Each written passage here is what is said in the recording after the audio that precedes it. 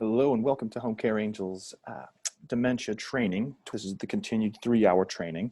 And this session we're focusing on promoting dignity, independence, individuality, and privacy for your clients. So let's take a look at what we're looking at here. Promoting is, understand that each of these topics lean into each other. Dignity uses individuality, privacy, and choice. Well, independence uses dignity, individuality, and choice. So on and so forth. Each one of these plays a very significant role in helping to expand our ideas in the initial choices. So let's go ahead and jump into dignity and aging. We often perceive old age as a lonely, painful, and vulnerable time in our lifespan. It's just a stereotype that we live with, and the realities of aging can be really unpleasant. And the fact of the matter is that dignity can also be really difficult to maintain. But that's exactly why we as caregivers are here, and that's what we are supposed to be doing with our clients, especially those with dementia. So let's take a look at defining what dignity is. It's the quality or state of being worthy, honored, or esteemed. And so to put it simply, it's kind of treating others how we'd like to be treated ourselves, like the golden rule. It's also considered the crucial element, and what we mean by that is that dementia has a widespread, and so it can affect so many different people and so many different things, not just our clients, but their family and their loved ones, their daily interactions as well as ours, and you as a caregiver, us as an agency. All these things are affected by dementia, and these effects can surface in a multitude of ways, specifically difficulty in accepting changes, misunderstandings, communication issues, and which always kind of culminate in frustrations. And we know we can't alleviate all the challenges and difficulties, let alone make them go away, of dementia, but the lack of dignity of our clients can so easily have their feelings hurt. They can feel undermined, they can feel condescended or talked over. Some ways that we lack dignity is acting like they're not there. When we go and meet a new client and you're talking with the family, we're acting like they're not there. They recognize that, and it's isolating for them. Thinking that they can't hear you when maybe they can, maybe they can't. Not even trying to communicate with them if they don't understand what you're asking because the limited capabilities that they have, or the fact that we think we know what's best for them. All these undermine their dignity, their independence, and make them really feel hurt, which puts them in a downward spiral. So how does a lack of dignity affect your client? Well, we fully understand that the difficult nature of caring for a client with dementia is huge. However, those who miss the mark and cost seniors the dignity are ultimately harming their health and well-being. Pride may seem like a surface level thing, but the profound and lasting repercussions are enormous. Lack of dignity can lead to many things.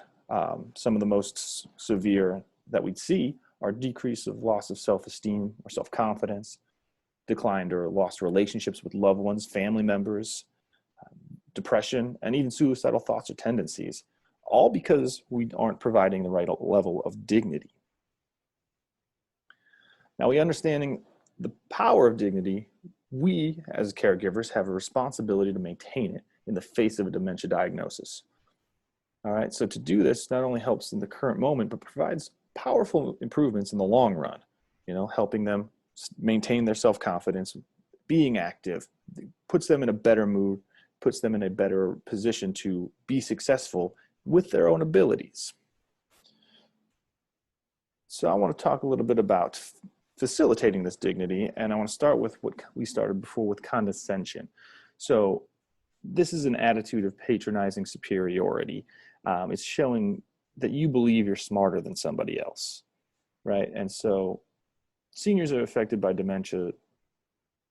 They're all adults and they want to be treated like that, and so talking to them like they're children, or if you talking to them in a way that makes them feel belittled or not as smart, can really be a devastating thing to them for their self-esteem and for their personal attitudes.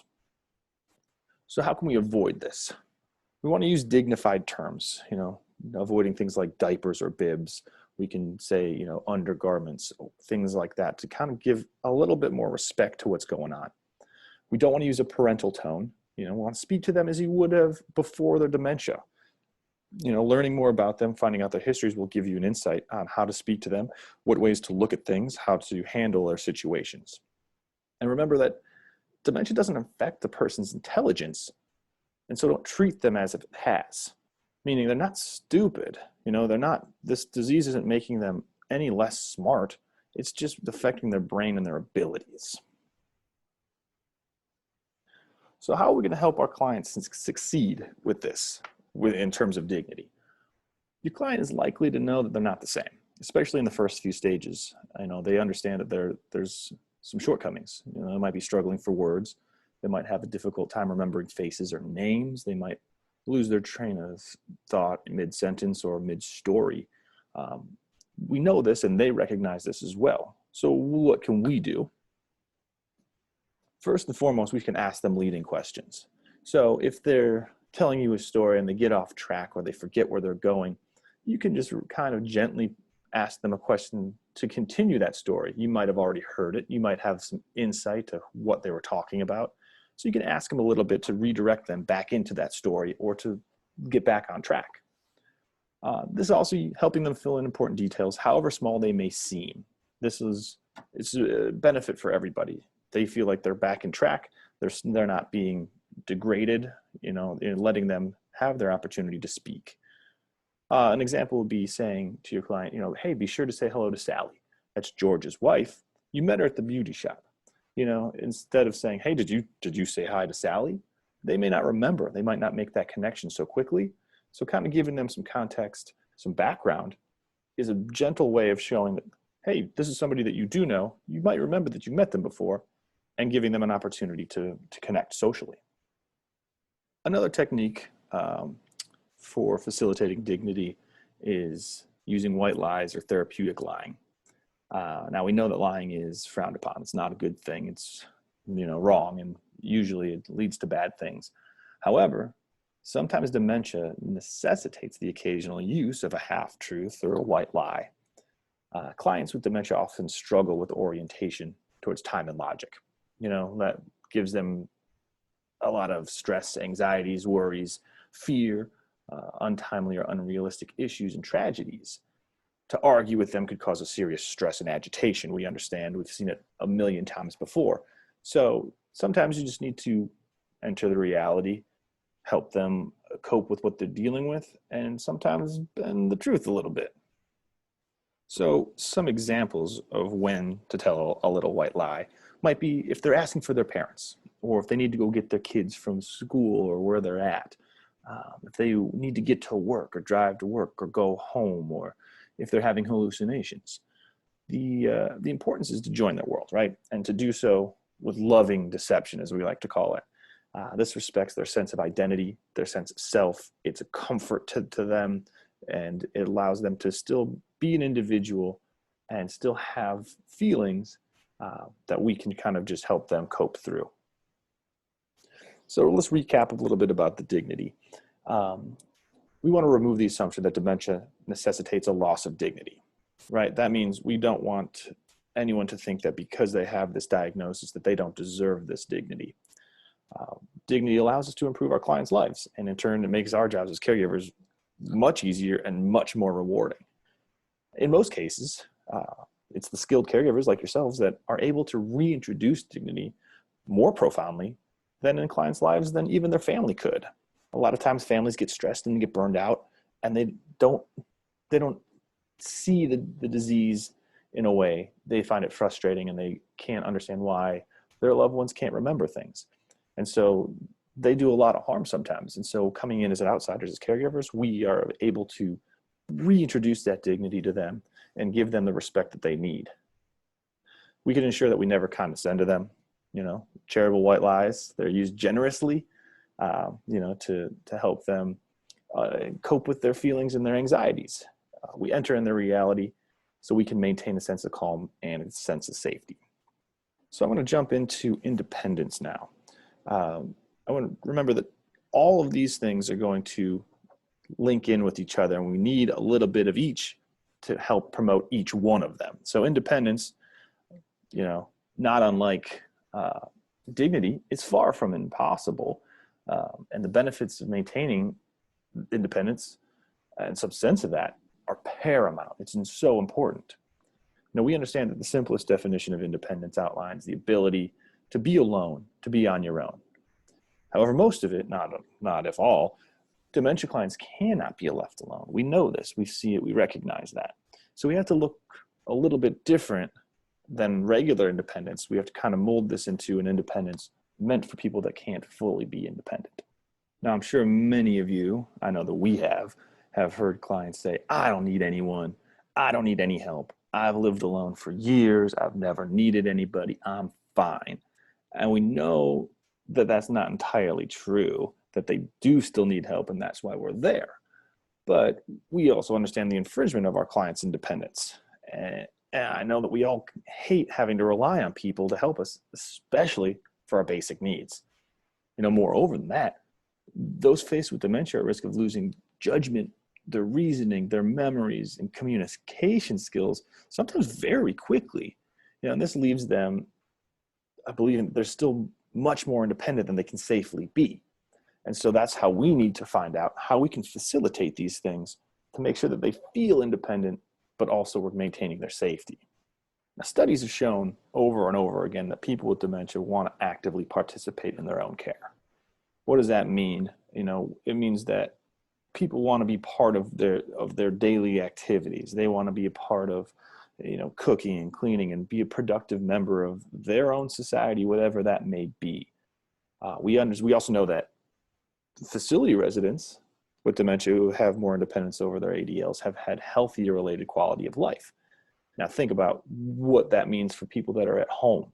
When we are caregiving at home, how much more can we give them quality of life if we allow them to be independent to some degree of their ability?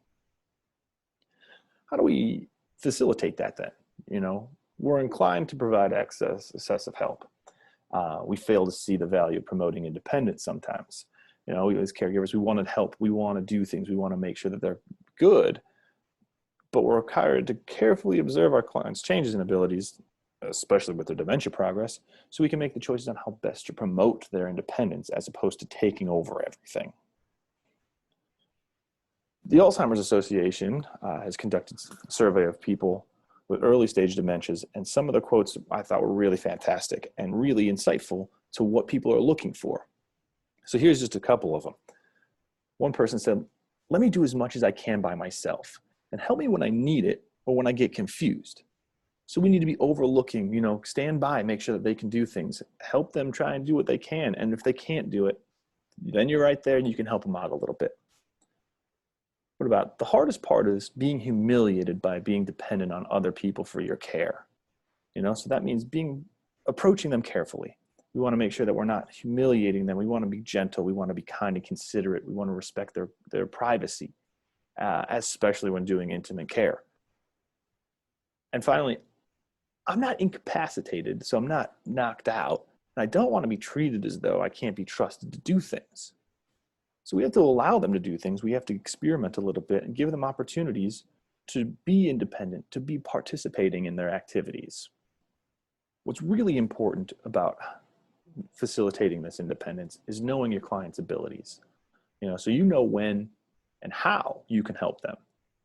In the earlier stages of dementia, you can ask them what they're comfortable with and what they might need help with. That doesn't always translate to a more advanced stage. So we take some time. We have to learn what they can do, what they can't do, what they're comfortable with. And again, going back into their histories and knowing who they are as a person is going to help you do that. Avoid assuming what your client can and cannot do. It's the worst thing you could possibly do. This can lead to overdependence, which in turn can cause diminished sense of self-worth, which means they don't feel like they're participating. They're not actually doing anything of any importance, which is horrible and can really put them into a bad place. So let's talk about some of the tips and ideas to help you promote independence for your client. I mean, this is the simple things, and we all understand this, but let's just dive in a little bit here. Encouraging the participation in their ADLs, right? Dressing, grooming, household activities like watering plants or folding laundry, maybe even drying the dishes. Finding their abilities, focusing on that. What does that mean? Focus on the things they can do. You know, if they can't cook anymore, they can still set the table. If they can't tie their shoes anymore, maybe it's time to start thinking about, you know, offering them slip-ons, but they can still put those on without tying their shoes. They're still participating in things. Encourage their physical activity. Physical activity has so many benefits, not just physically, but cognitively as well. And this extends their ability to participate in their daily tasks, which then they're still promoting their ADLs based on their abilities. You see how all these kind of link together, right? We understand that routines are absolutely essential for clients with dementia. Routine helps maintain consistency. It gives people senses of comfort and a sense of time. You know, asking them for help. You know, you ask them for help, it gives them, again, another purpose that they can help you instead of you're just helping them. You know, and when possible, obviously, provide opportunities for social engagement. You know, call their families, have FaceTime them, use a Zoom call, anything to kind of get them back into things, because it's so isolating. Dementia is so isolating. And having social engagements, it gives them, you know, inclusion, meaning, and purpose. You know, obviously, when you're doing these social things, you want to make sure that you're still considering their abilities and their preferences, what they like and they dislike. You don't want to take them to go singing if they're terrified of public singing and they'll be embarrassed. So now we're going to change gears a little bit and go into individuality. So what do we understand about individuality is the quality that makes a particular person different than all others, right? And the people who have dementia are still individuals. They still have histories and preferences and opinions. And a lot of times, which we probably talk about in communication, is they're unable to actually verbalize and communicate sometimes their opinions, their preferences, and choices. So we have to take the time to make sure that we're giving them the opportunity to be individual, to have their choices heard, and to go in the direction that they want to go in, safely and comfortably, obviously. Now, for a long time, we as a society would presume that a person with dementia has lost their individuality. And I thought that was really interesting that the word dementia comes from the Latin word demens, which means madness or without one's mind, right? So we immediately, from the get-go, thought that these people didn't have a personality. They were mindless. They had they had no feelings or anything. And so we understand that dementia care has to take into consideration their personal histories, their individual traits, their characteristics, in order to maintain a sense of self. So we know that they're not just mindless people. It's not that they don't have feelings or anything. It just takes them a little longer to express those things and to be a part of it. And so we have to help facilitate that however we can, taking into consideration who they are as a person. And the key to promoting individuality is focusing on person-centered care. Now, we touched about this in the fundamental training sessions, in the basic trainings, and along with the self-determination, which we'll cover in our next training session. So 5 main ways to promote individuality lie in the following: values and recognition, hope, motivation, and enjoyment, lifestyle, role in society and groups, activities of daily living, right? All of these things promote individuality in our clients. Values and recognition, obviously, who they are, what they value, recognize them for what they can do and what they have done. You know, we want to make sure that they still are reinforced positivity. We want to give them hope. We want to motivate them and do things that they enjoy.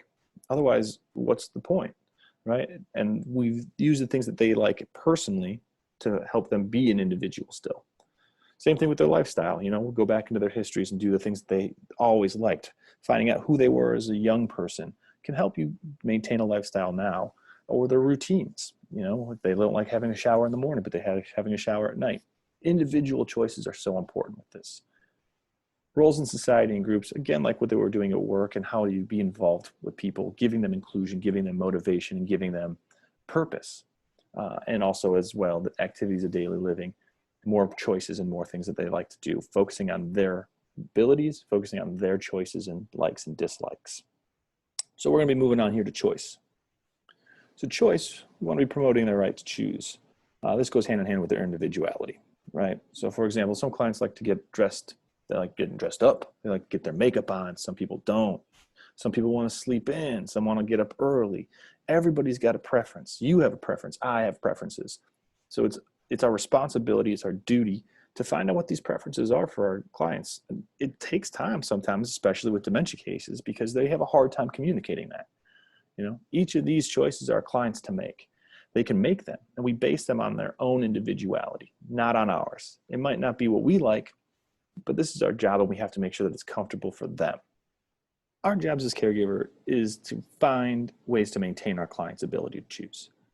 So say your client has a favorite food, but they can't eat it in any way but with their hands, right? So we should be in the mindset that our client can eat in any manner they want as long as they're able to savor their food.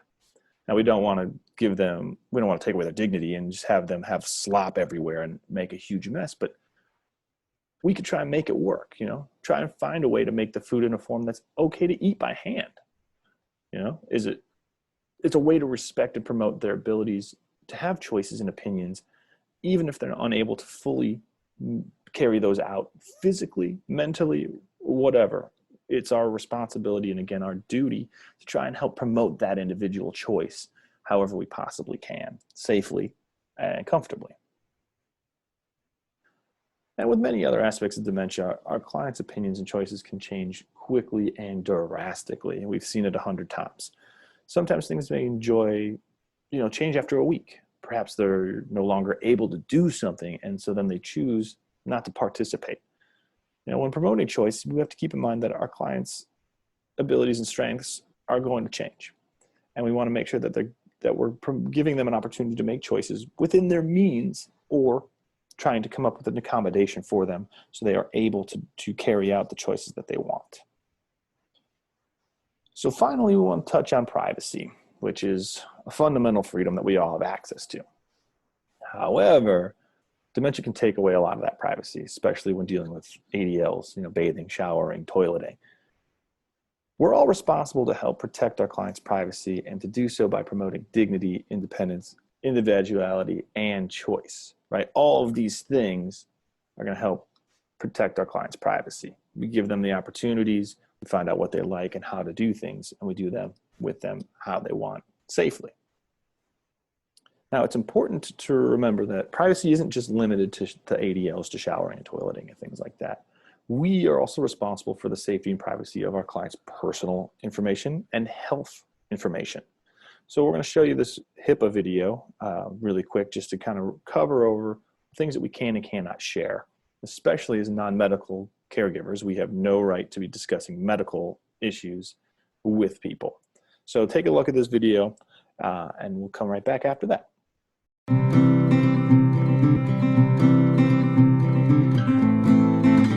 It is very important to keep your client's personal information private. Protect it as if it were your own information. The most common violations of HIPAA seem quite small and can be something as simple as talking about a client's medication with a next-door neighbor.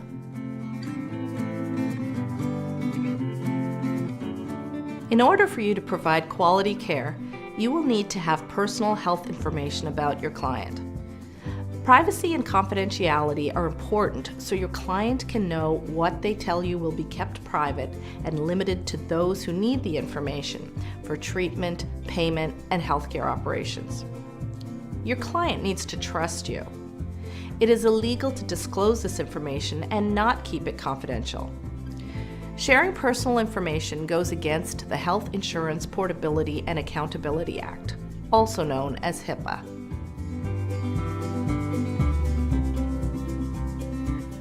Personal health information is any identifying information about an individual and includes medical, financial, and family issues. All information about clients is considered private or confidential, whether written on paper, saved on a computer, or spoken aloud. This includes their name, address, age, social security number, the reason they are sick, the treatments and medications they receive, past health information, and why the older adult is receiving services.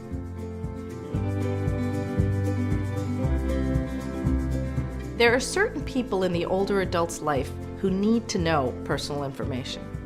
Let's call these people the circle of care of your client. You can discuss the client within the circle of care for the purposes of providing or assisting with health care. You cannot share information with anyone outside the circle of care without written consent of your client. You can discuss confidential information with your supervisor or other colleagues who are directly involved with the care recipient, but no one else. Here are some tips for keeping things confidential. When it comes to spoken communication with other caregivers, don't whisper in corridors or elevators about your clients or talk on phones where others can overhear you. Be very careful with how you store hard copies of medical records, letters, forms, etc. Be careful with computerized medical records and email, and think about the recipients of your email. If your employer sends email that may include confidential information, make sure that you have a confidentiality notice. Remember, if you need to see client information to perform your job, you are allowed to do so. You may see information on whiteboards or sign-in sheets, or overhear private health information as you do your day-to-day work. You must keep this information confidential. Clients will want to speak to you about their condition because they trust you. As long as you keep it to yourself, you have nothing to worry about.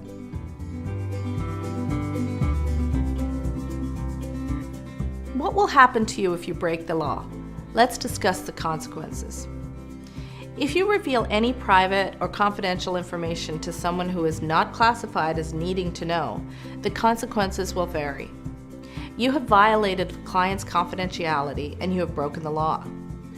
Agencies and their employees can receive up to a $250,000 fine and/or up to 10 years in prison for using information for personal gain or malicious harm. Even if you avoid these consequences, you may still lose your job since you are seen as a liability. You do not want to put yourself or your agency in this situation.